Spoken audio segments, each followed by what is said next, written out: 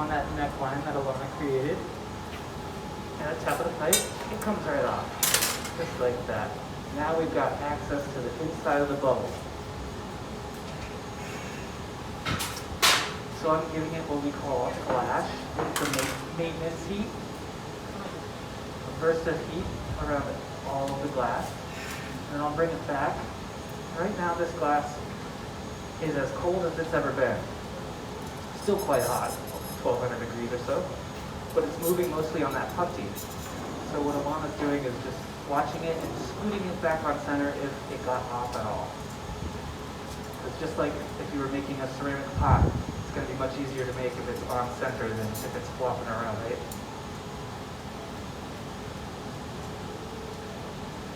So this will probably be the longest heat we take because it's as cold as it's ever been. While Alana warms that up, I'll show you guys how quickly this glass moves straight out of the furnace. This furnace is resting at 2175 Fahrenheit.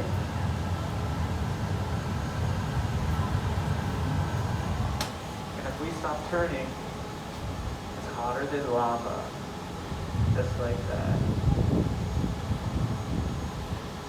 So Alana's making it look very static in space because they're always turning that pipe.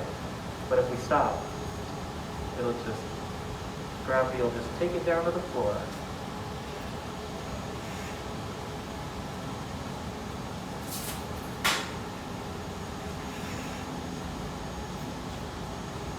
Focusing most of the heat up on the lip portion of this.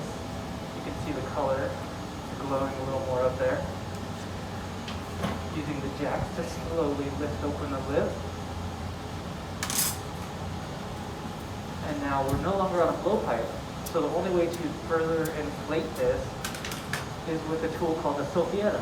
It's just a cone with a straw on the end. You just blow through it. As long as it makes a seal on that lip, it'll inflate that bubble. This tool, I didn't talk about this. This is about 9 sheets of the Seattle Times folded up, soaked in water, and we can use it for shaping the glass.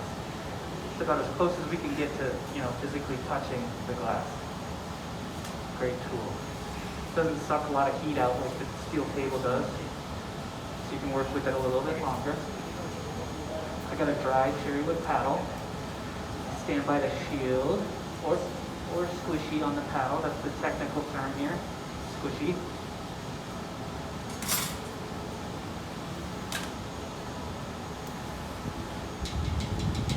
Alana needs the carchofis. Sounds fancy, but they're not. Just 2 wooden sticks soaking in water, very similar to the jacks, but a very good tool for making bowls. Because if you can imagine going inside with jacks, you kind of have a little bit of a sharp tip on them, which you could very easily gouge the inside of the bowl. So we use these wood carchofis to glide nice and easy in there, making a smoother transition inside that bowl. So as this bowl got wider, Alana had opened up a door in the fire over there.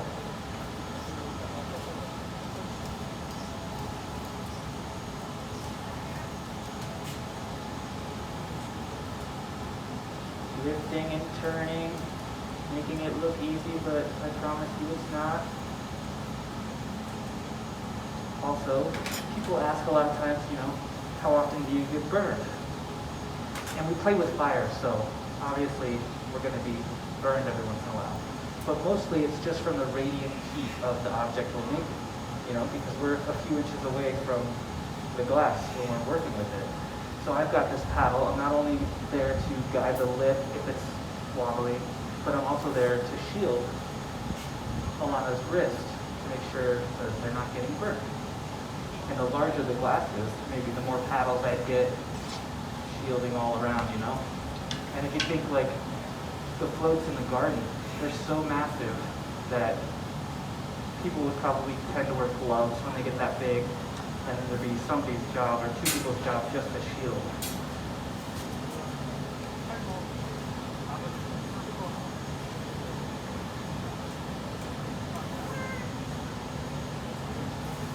Going on the lip.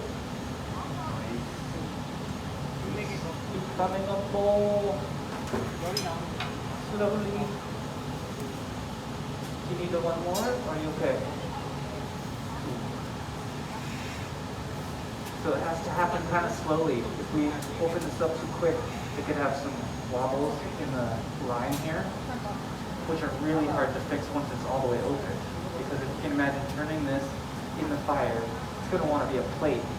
Pretty soon, you know, you're attached here, you're spinning centrifugal force with the heat, it's just going to continue to want to open up on you.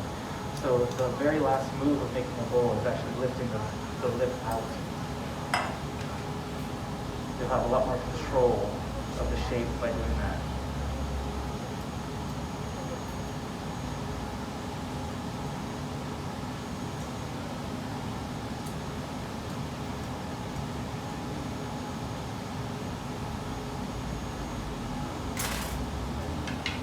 And as the glass gets thinner, it cools down faster, it heats up faster, so we're going back to the fire more frequently. You can think about making just imagine making like a wine glass. It's going to be even quicker. It's going to heat up faster, cool down faster. You might even want to set your bench up closer to the fire just so you can go back and forth quicker.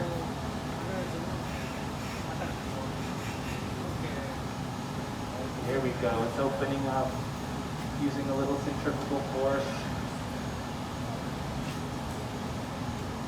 Shielding.